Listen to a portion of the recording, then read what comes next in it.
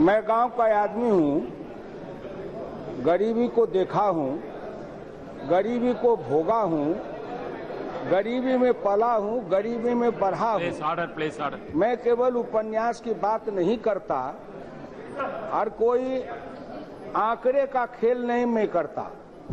कभी राजा महाराजा जब कोई काम नहीं होता था तो शतरंज का खेल खेलते थे। आजकल कुछ विद्वान हैं या तथाकथित विद्वान हैं या स्वकथित विद्वान हैं, वो आंकड़े का खेल खेलने लगते हैं। मैं उन आंकड़े के खेल में जाने वाला नहीं हूँ। मैं गांव का आदमी हूँ। कबीरा बाँचे आँखिन देखा, पंडित बाँचे पोथीन लेखा। बहुत अच्छी बात है। करुणाकरण जी बोल रहे थे, उसके बाद राहुल गांधी जी बोल रहे थे। करुणाकरण जी महंगाई की जब बात कर रहे थे तो अंग्रेजी में बोल रहे थे। मैं उतनी अंग्रेजी नहीं जानता, लेकिन कुछ कुछ समझ लेता हूँ, थोड़ा थोड़ा पढ़ा था। तो आपने करुणाकरण जी अपने भाषण में महंगाई के लिए जितना जिम्मेदार एनडीए को ठहराया उतना ही यूपीए को ठहराया। और वो यूपीए के एक 14वीं लोकसभा में यूपीए के पार्टनर भी थे। जब उन्हीं का साझेदार, उन्हीं का हिस्सेदार, जिनकी मदद से वो सरकार चलाते थे, वही कहते हैं कि यूपीए में भी महंगाई थी और एनडीए में भी है। तो जब उनके साथ रहने वाला ही उनके तथ्यों को, उनके आंकड़े को काट रहा है तो मैं कहां काटने जाऊं? स्वयं अपने समझ लें। अभी वो राहुल गांधी जी मोदी जी के बारे में बात कर रहे थे, उनके नारे को दिखा रहे थे। गांव में जाकर के आखिर 20-21 करोड़ लोगों ने जो जनधन योजना में खाता खोला, वो क्या बम्बे के, कलकत्ता के, दिल्ली के बड़े लोग थे? वो इतने लोग खाता खोले, 30,000 32,000 करोड़ रुपया गांव के गरीबों ने जमा किया। आखिर उनकी वाणी में आवाज है। Please order please. अरे सुनो,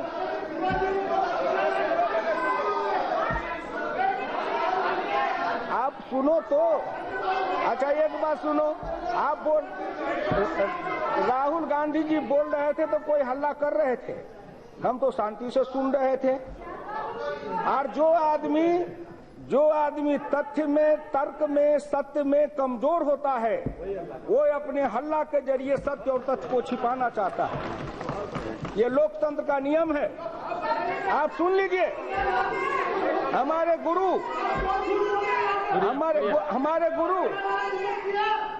गुरु डॉक्टर लोहिया ने कहा था, लोकतंत्र का आधार तर्क है, लोकतंत्र का आधार बहस है, लोकतंत्र का आधार हल्ला करना नहीं है। जो अपने विरोधी और विपक्षियों की बात सुनने की साहस नहीं रखता है, वो आदमी लोकतंत्र के मर्यादा को कभी जान नहीं सकता है। इसलिए मैं आपसे प्रार्थना करता हूँ। आंकड़े की बात कर रहे थे, अभी मैं आपसे कहना चाहूंगा कि कभी लोकसभा में 6 सितंबर 1963 राष्ट्रीय आय का वितरण पर बोलते हुए डॉक्टर लोहिया ने कहा था, और उस बात को मैं समझता हूँ, जानता हूँ। उन्होंने कहा था, अंक शास्त्री और अर्थशास्त्री दो विषधर की तरह है, और बीन जिस तरह की बजाओगे उसी तरह से वो नाचेगा, नाचने लगेगा। और अगर बीन बजाना ही नहीं जानते हो तो फिर नतीजा क्या निकल सकता है? आप अपने बीन बजाए, आपके बीन पर वो नाचा, आपके बीन पर वो नाच दिखाया था, जिसमें कौन बना या नहीं बना।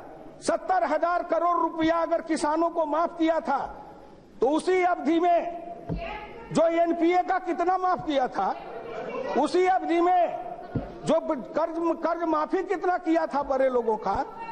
अपने तन का मरम न जाने मानुख बन वो रहना है, अपने को झांको। और आप जो कहते हो रंजन जी, मैं आपसे प्रार्थना करूंगा कि आप मत बोलो।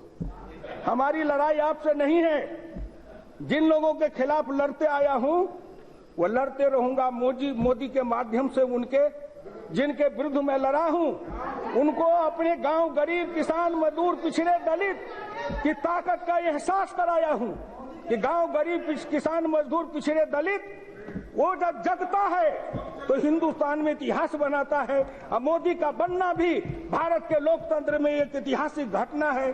जैसे गांधी के नेतृत्व में आजाद भारत लाके अंग्रेज को हटाना एक घटना था, वैसे ही मोदी के नेतृत्व में कांग्रेस को हटाना भी एक ऐतिहासिक घटना है, जो तथ्य है, जो सत्य है। इसलिए आपसे मैं बोलिए, कहिए, आपके लिए मैं बैठ सकता हूं। आपकी तो इज्जत हम बहुत करते हैं, लेकिन आपका जो राजनीति पलट गई है, जो अंतर हो गया है। पहले आप लोहिया जी के शिष्य थे, लोहिया जी ने आपको जैसे समाजवाद का तत्व दिया, तो जो सेक्युलरिज्म दिया और उनके तत्व के ऊपर ही चलने का, और आपको फॉलो करने वाले इधर भी लोग है जी। लेकिन आपका एकदम जो न्यू टर्म हो गया वो बड़ी मुश्किल हो गई, और उनको लेके आप वो लड़ाई नहीं लड़ सकते। उस बहस को मैं माननीय मल्लिकार्जुन जी से कहना चाहूंगा विनती करके, अगर संप्रदायवाद पर, पंथ निरपेक्षता पर, हिंदू मुस्लिम पर किसी दिन सदन में बहस रखिए, और मैं डॉक्टर लोहिया के उन तर्कों के साथ बता दूंगा कि डॉक्टर लोहिया की धारणा क्या थी। डॉक्टर लोहिया ने इसी सदन में कहा था कि हिंदुस्तान में दो तरह की सांस्कृतिक सद्भावना की बात है, एक गुलामी का है और एक स्वामी भाव का है। इसलिए किसी दिन करो बहस, जाने दीजिए, उसको छोड़िए। मैं आपसे प्रार्थना करने आया हूं। अभी करुणाकरण जी जब गिनती करा रहे थे, उन्होंने महंगाई के बारे में 21 कारणों को बताया, 21 बिंदुओं की ओर हमारे ध्यान को आकृष्ट किया। मैं जानना चाहता हूं कि आखिर ये डीजल और पेट्रोल की कीमत तो बढ़ते रहे हैं उनके राज में भी, और वो भी तर्क देते रहे। मैं 15वीं लोकसभा में उधर से दूसरी पंक्ति में बैठ करके बहस करते रहता था, तर्क देते रहते थे। लेकिन मैं पूछना चाहता हूं कि आखिर डीजल और पेट्रोल से जो भी पैसे बचे, या जो भी कर लगा करके बचाया, सरचार्ज लगा के, उस पैसे को पहली बार प्रधानमंत्री मोदी ने उस पैसे को क्या किया?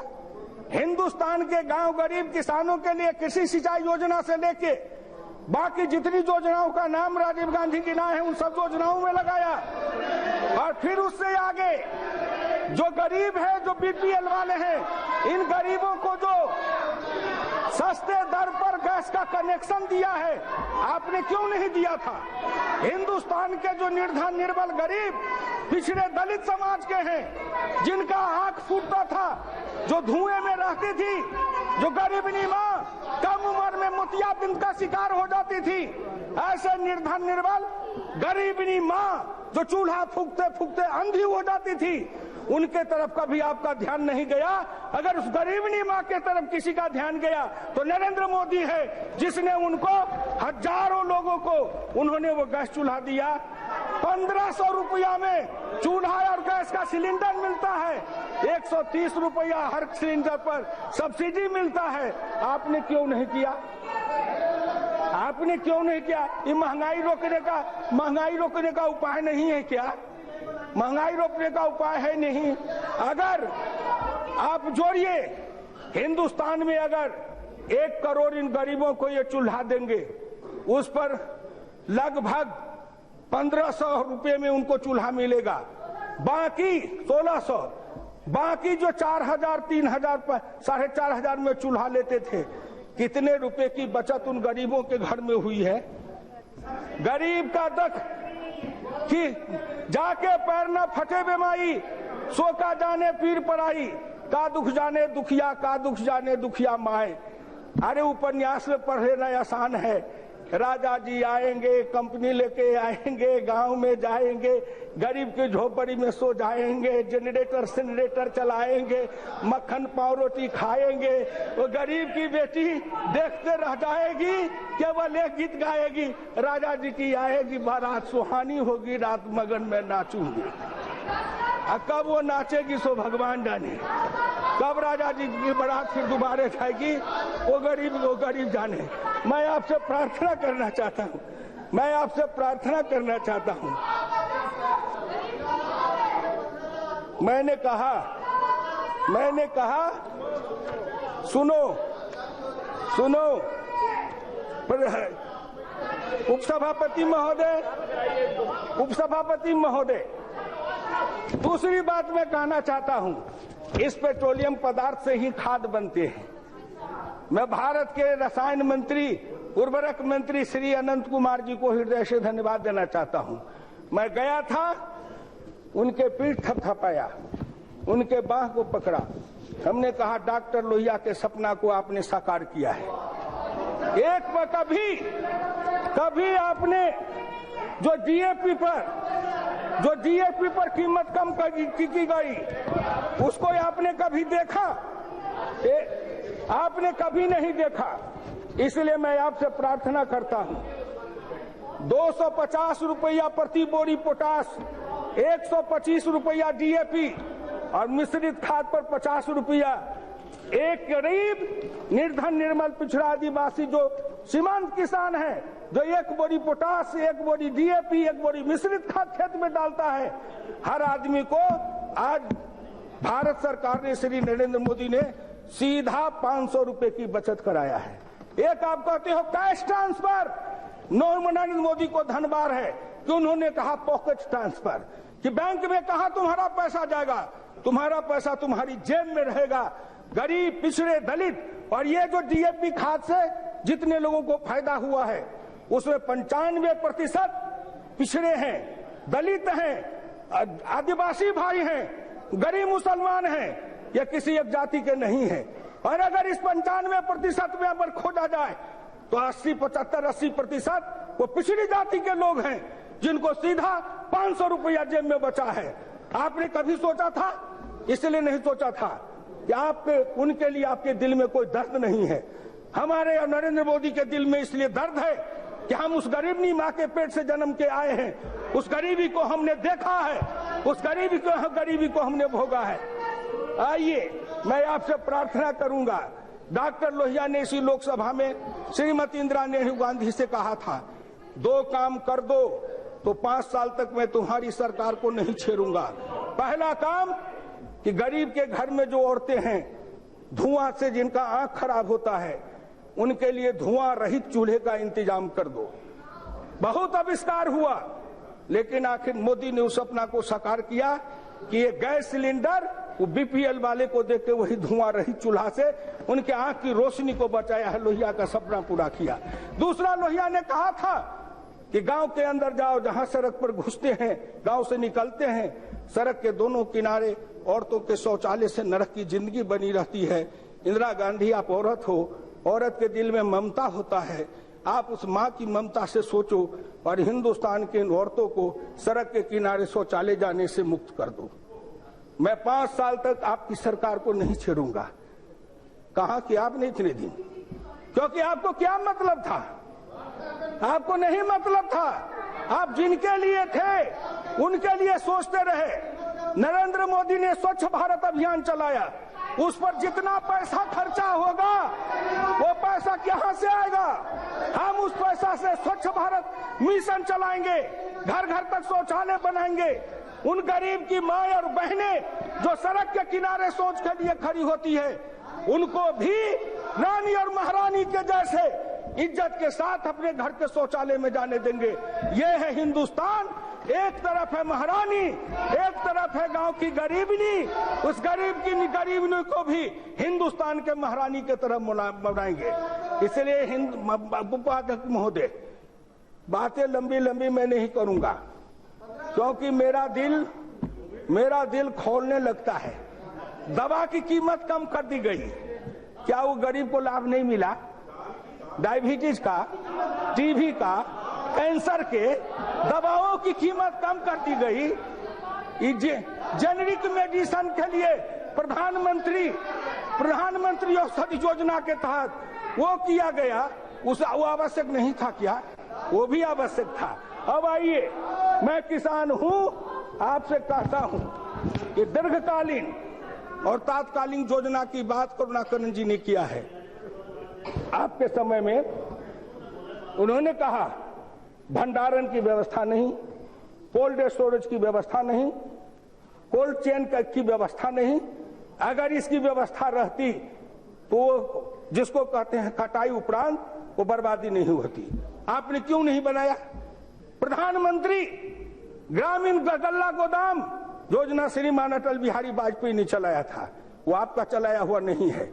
लेकिन 10 वर्षों तक आप शासन में रहे, बोलिए कितना ग्रामीण गल्ला गोदाम बनवाए, कितना कोल्ड स्टोरेज बनवाए, कितना आपने कोल्ड चेन बनवाया, कितना रेफ्रिजरेटेड ट्रक बनवाया, कितना रेफ्रिजरेटेड ट्रेन में बोगी लगाया।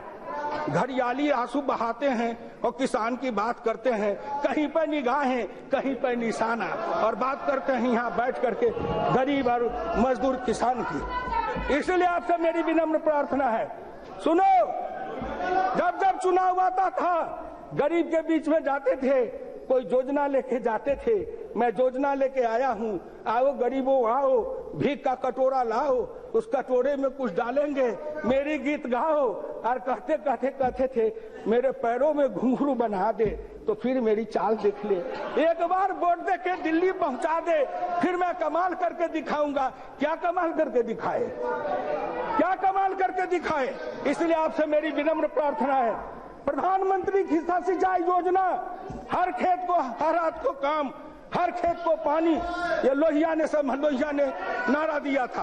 आज प्रधानमंत्री किसान सिंचाई योजना, उससे गरीबी मिटेगी, हर खेत को पानी जाएगा, उत्पादन बढ़ेगा, खाद की कीमत कम होगी, किसान का लागत कम होगा, अरहर की खेती और दाल की खेती, इसकी बात आप करते हैं। उपाध्यक्ष महोदय, मैं एक आंकड़े देके मैं इनको समझा दूं, जरा आप भी उपाध्यक्ष महोदय देख लीजिए। अरहर normal area for whole kharif season 40 lakh hectare, normal area as date 5 years average घट करके आ गया 31.9 लाख हेक्टेयर। दिस ईयर 216 घट करके उसको कमते गया। हम धीरे धीरे जो अरहर की खेती, उड़द की खेती, तूर की खेती, मूंग की खेती, कुल्थी की खेती, हमारा जो एरिया था जहां 107 कुल टोटल पल्स 107.6 लाख हेक्टेयर में था, वो घटते घटते 64.7 लाख हेक्टेयर पर आया। कब से तब से निरंतर घटते गया। क्यों? बड़े बड़े आए हो कहने के लिए, दलहन के समर्थन प्राइज नहीं दिए, दलहन की खेती में रोग लगते हैं। मैं किसान हूं, अरहर में, उड़द में, मसूर में, कुल्थी में जो दलहन की खेती है, उसमें जब कीड़ा का प्रकोप होता है तो पूरा का पूरा खेत नाश हो जाता है। ज्योतिरादित्य बैठे हैं, इनके एरिया गुना में जब चुनाव लड़ रहे थे तो इनके विरोध में देशराज यादव चुनाव लड़ रहे थे भाजपा से। मैं 1 सप्ताह तक प्रचार करने गया था। जब नारा लगता था देशराज का कि एम की जीत हमारी है, देशराज की बारी है, तब मैं घूमा तो चना की खेती को देखा, केवल गुना में चना की खेती।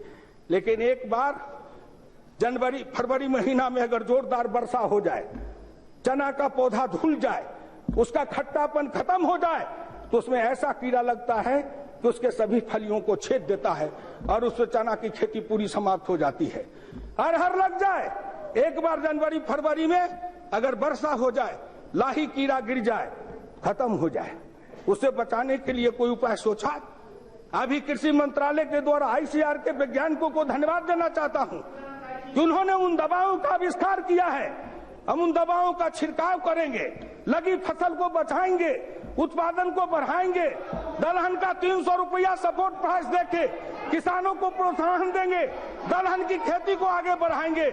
जब दलहन की खेती बढ़ेगी, उत्पादन बढ़ेगा, जब खजाने में दाल की ज्यादा आएगी, तब कीमत कम होगा। केवल यहाँ बहस करने से कीमत कम नहीं हो जाएगी। यहाँ तो हम बहस करते हैं कीमत कम करने का, लेकिन हम उत्पादन बढ़ाने की योजना पर नहीं सोचते हैं। इसलिए आपसे मेरी विनम्र प्रार्थना है, उत्पादन बढ़ेगा कब? जब किसान को एमएसपी की कीमत बढ़ाएंगे तब। हमने बढ़ाया है 300 रुपया दलहन पर भारत सरकार ने बढ़ाया है। और उसके लिए दीर्घकालीन और तात्कालीन दोनों योजना है।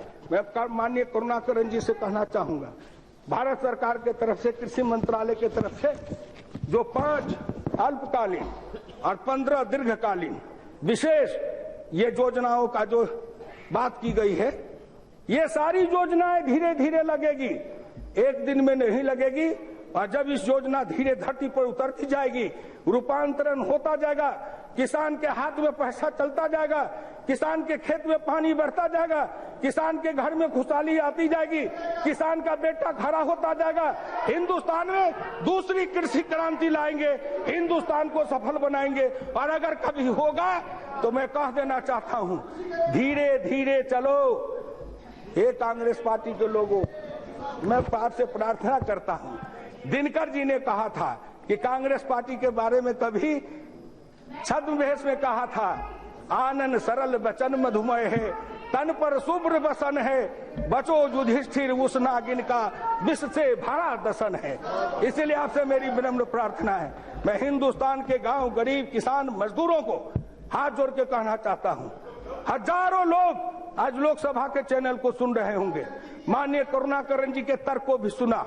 उनके तर्क को अंग्रेजी पढ़ने वाले खाली समझेंगे, मेरे तर्क को तो गांव का गरीब, सड़क का मजदूर, रिक्शा वाला, ठेला वाला, टमटम वाला, जिसके नाम पर उनका ऑर्गेनाइजेशन बना के आप लड़ते रहे, लेकिन न उनकी भाषा, न उनकी भूषा, न उनकी बात आप कर नहीं पाते हो। इसलिए आपसे मेरी विनम्र प्रार्थना है, हम तो जहां से आए हैं उनकी भाषा, उनकी भूषा, उनका व्यवहार, उनका भोजन कभी नहीं भूलेंगे। इसलिए मैं हाथ जोड़ के हिंदुस्तान के गांव, गरीब, किसान, मजदूरों उनसे प्रार्थना करता हूं, गांव, गरीब, मजदूर, किसान मिलके बनाएंगे हिंदुस्तान। एक बार नहीं, 2019 का चुनाव आएगा, फिर मोदी भारत के सिंहासन पर बैठेगा और हिंदुस्तान के जो बड़े लोग हैं जिन्होंने देश को लूटा है, उनके कलेजे पर इस बार 1 कुंटल दाल दल रहे हैं, जब उनके कलेजे पर 10 कुंटल की चक्की बैठा के दाल दर्रेंगे तब उनको पता लगेगा। ये सब क्यों आप उखड़ाए हुए हैं? इसलिए कि जेटली जी वो काला धन निकालने के लिए बड़े कड़े कानून बना रहे हैं। अरे बात करते हो, कहीं पेट में घाव है, कहीं अब नस्तर मारते हो, कहीं वो मोदी जेटली जी ऐसे ऐसे कानून बनाए हैं कि सारे लोगों का दिवाला पिटने वाला है, और जिनका दिवाला निकलने वाला है वो अब दूसरे तरफ चिल्ला रहे हैं, वो दाल की भाव खोज रहे हैं, वो अरहर खोज रहे हैं। अरे दाल अरहर खोजने वाले, मैं आखिरी में एक उदाहरण दूंगा। मैं 1960 में राजनीति में आया था, जब ग्राम पंचायत का प्रधान बना। अब उस समय सोचो, बड़ी बड़ी बात करने वाले कितने का जन्म हुआ होगा या नहीं होगा, सो भगवान जाने। मैं 1960 में ग्राम प्रधान बना था, ब्लॉक प्रधान बना, जिला परिषद का अध्यक्ष बना, 3 बार बिहार में एमएलए बना, 2 बार भारत सरकार का मंत्री बना। अरे मैं तो गांव की गली से चला हूं, एक गरीबनी माँ के गोद से चल के हिंदुस्तान के लाल किला तक की यात्रा किया हूं। इसलिए मैंने हिंदुस्तान को सतह से लेके शिखर तक देखा है, हिंदुस्तान को मैंने जर्रे जर्रे को देखा है, हिंदुस्तान के जन जन और कण कण को परखा है। इसलिए आपसे मेरी विनम्र प्रार्थना है कि हम लोग एक सपना लेके आए थे कि हम लोग हैं ऐसे दीवाने, दुनिया को बदल के मानेंगे, मंजिल की धुन में आए हैं, मंजिल को पाके मानेंगे। वो मंजिल था कांग्रेस हटाओ देश बचाओ, कांग्रेस हटाया देश बचाया, मोदी लाया, एक सपना एक पड़ाव साकार हुआ। अब आगे का सपना है, उसको भी पूरा करेंगे। इसलिए मेरी विनम्र प्रार्थना है, उपाध्यक्ष महोदय, 67 में 1 बोरी सीमेंट का दाम था 11 रुपया। 67 में 1 बोरी सीमेंट की कीमत थी 11 रुपया, और आज 320 से 370 रुपया। 67 में लोहा 100 रुपये, 125 रुपये कुंटल। आज है लोहा 2500 से लेके 4800 रुपये कुंटल।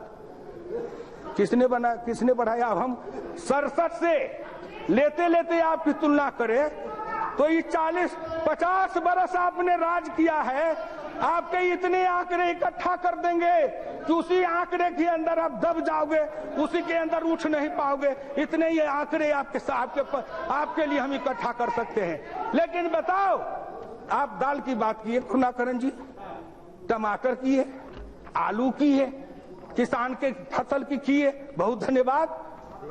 अगर महंगाई बढ़ गई तो 2 पैसा अगर हमारे जेब में आया, किसान के जेब में गया, तो दूसरा पक्ष गया तारिक साहब। इसमें से कितने हो जो भादों के कादों में, जेठ की दोपहरिया में, जाड़े माघ की थरथराती ठंड में, कितने हो जो खेत के मेड़ पर गए हो, कितने हो जो खेत के सराय हो। इसलिए मैं आपसे विनम्र प्रार्थना करता हूं। लेकिन सीमेंट का दाम बढ़ गया, लोहा का बढ़ गया, धोती की बढ़ गई, कपड़ा का बढ़ गया, दवाई के बढ़ गए, सामान के बढ़ गए। आखिर इस औद्योगिक माल की कीमत बढ़े, महंगाई की चर्चा में मैं किन्हीं के मुंह से उसको नहीं सुनता हूं। इसीलिए दर्द होता है कि मेरे फसल की कीमत कहीं किसी तरह से बाजार में बढ़ती है। ठीक है, भोजन सबके लिए आवश्यक है, सस्ता मिलना चाहिए, उसमें हम आपके सहयोगी बनेंगे। आप एमएसपी प्राइस नहीं चाहिए, उसे कम कीमत पर लोगे, किसान दे देगा। लेकिन हमें सीमेंट भी तो सस्ता दो, लोहा भी तो सस्ता दो। हमारे में भैंस की बैल की नादी बनाने के लिए सीमेंट की आवश्यकता होती है, वो भी तो सस्ता दो। कपड़ा भी तो सस्ता दो। इसको रोको। लेकिन जब इन उद्योगों को रोकने के लिए हम कड़े कदम उठाएंगे, तब हम कहेंगे यहां चोट मारो, तब आप कहोगे कि नहीं वहां चोट मारो। अरे कितना खेल खेलेंगे। एक बात समझ लीजिए, आप जितने भी खेल खेलोगे, आपके हर खेल के खिलाड़ी को मैं समझ चुका हूं। आपको इतना ही जानता हूं कि आप बड़े माहिर हो। खिलाड़ी तो बदलते रहते हो, लेकिन अपना खेल नहीं बदलते हो। हिंदुस्तान में पहली बार खिलाड़ी के साथ साथ खेल भी बदला है। अब यह क्रम रुकेगा नहीं। हिंदुस्तान के गांव गरीब, किसान, मजदूर, पिछड़े, दलित सीना तान के उठेंगे और मोदी के नेतृत्व में ही नए हिंदुस्तान की रचना करेंगे। वो हिंदुस्तान की रचना जिसमें नकली, फर्जी चेहरे वाले का कहीं नामो निशान नहीं होगा, और हिंदुस्तान असली भारत का निर्माण होगा, जो चौधरी चरण सिंह ने सपना देखा था। धन्यवाद। कोयला ब्लॉक भी आवंटित करने में जो उन्होंने पीड़ा पहुंचाई, और हम तरसते रहे, बिलखते रहे, तड़पते रहे। माननीय मंत्री जी ने